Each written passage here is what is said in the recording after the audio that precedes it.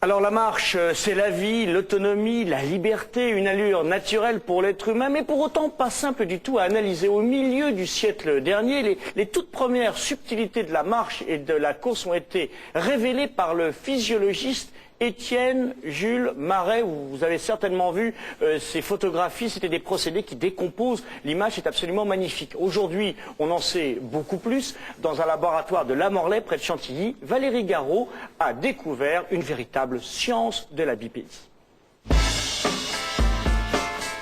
Je marche, tu marches, il marche, nous marchons tous de la même façon. Ça paraît simple, pourtant c'est une mécanique complexe. Suivons Mélanie, au cœur de la science. Elle nous ouvre les portes d'un endroit exceptionnel. C'est ici, dans les sous-sols de ce manoir, que l'équipe décortique les mécanismes de la marche. C'est ça qui est très complexe dans la marche, c'est qu'il faut des muscles, il faut des capteurs de pression, il faut des capteurs d'équilibre, et puis il faut un contrôle central. C'est votre cerveau qui va permettre de faire ces mouvements successifs de la marche de façon inconsciente. Comment analyser les différentes phases de la marche?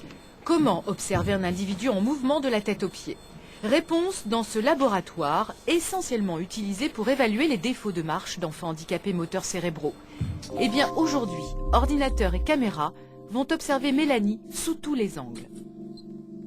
Quand on fait un examen clinique, on voit dans un seul sens l'articulation quand on regarde quelqu'un marcher, tandis qu'avec des caméras qui voient face et profil en même temps, comme vous le voyez ici, on peut regarder la position du pied à des moments très précis, comme par exemple ici l'attaque du pas, eh bien on le voit de face et de profil au même moment. C'est très important pour analyser le cycle de marche.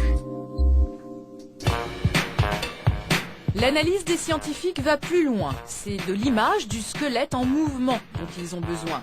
Notre cobaye va donc s'équiper d'un costume très spécial.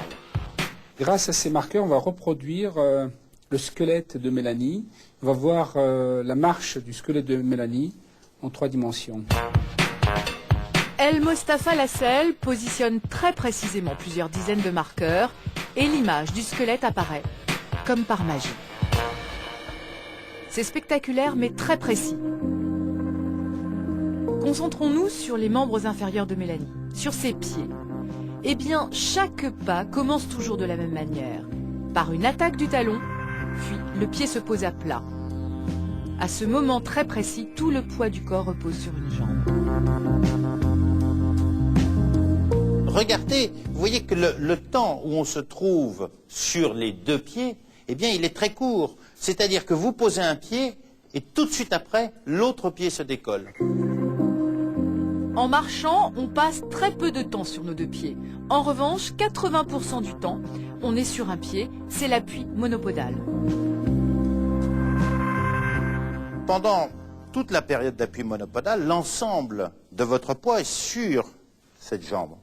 Et puis en 10% du cycle de marche, au moment où vous posez l'autre pied, vous allez basculer tout votre poids de l'autre côté.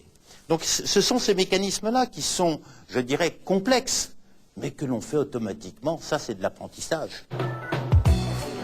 Dans certaines situations de la vie quotidienne, cette organisation naturelle doit s'adapter. À la mode, par exemple. Une paire de chaussures à talons et Mélanie reprend sa route.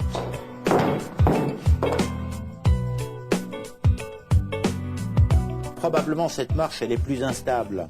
Quand on a des talons, c'est plus instable. Et elle cherche à s'équilibrer. Et le mouvement de ses bras, le mouvement de ses mains, vu du dessus, eh bien, montre bien qu'elle recherche un équilibre qui est beaucoup plus instable.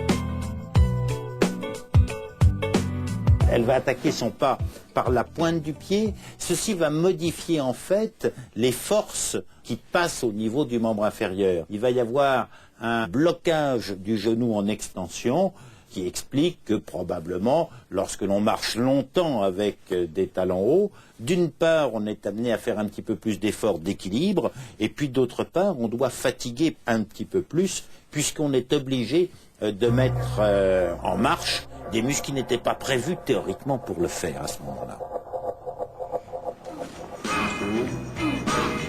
Qui n'a jamais connu la douleur en marchant? Simple ampoule ou vilaine entorse, la marche n'est plus fluide ni automatique. Le cerveau reprend alors les commandes pour adapter les mouvements à cette nouvelle situation. Démonstration. Mélanie a mal, nous lui avons placé un gros caillou dans sa chaussure droite. Résultat, Elle va essayer de basculer son corps vers la gauche, mais il va bien falloir qu'elle se rééquilibre. Et vous voyez que pour se rééquilibrer, elle a un mouvement de la main, elle écarte sa main, elle cherche à se rééquilibrer. Quand vous êtes en appui monopodal, tout votre poids est sur ce membre inférieur. Comme vous avez mal, immédiatement vous posez l'autre pied. Et vous allez avoir une marche qui va être asymétrique, c'est-à-dire que sur le pied gauche, par exemple, la marche va être fluide, et sur le pied droit, immédiatement, vous raccourcissez votre pas. Le moindre grain de sable, la moindre douleur, la moindre anomalie, je dirais soit musculaire, soit osseuse ou articulaire, eh bien, elle va retentir immédiatement sur cette marche. les cycles de la marche sont les mêmes pour chaque être humain en bonne santé. En revanche, chacun marche à son propre rythme, selon son âge, son poids, sa taille, son sexe. Marcher à son propre rythme, c'est trouver sa bonne vitesse de croisière afin de dépenser le moins d'énergie possible. Alors c'est quand même exceptionnel, la transition entre ces images d'il y a 1 siècle et demi de marais et puis ces images par ordinateur et en 3D qui sont absolument stupéfiantes. Et en plus c'est utile, ça a des véritables retombées cette recherche pour vous les orthopédistes. C'est un outil de compréhension tout à fait extraordinaire. Ça a permis de modifier les techniques des radiologues, etc. Ça nous a permis de comprendre comment une pathologie d'une articulation peut retentir sur les autres. Vous avez vu qu'une anomalie au niveau du pied retentit sur le genou, la hanche, la colonne et inversement. Donc ça a totalement modifié notre compréhension des choses.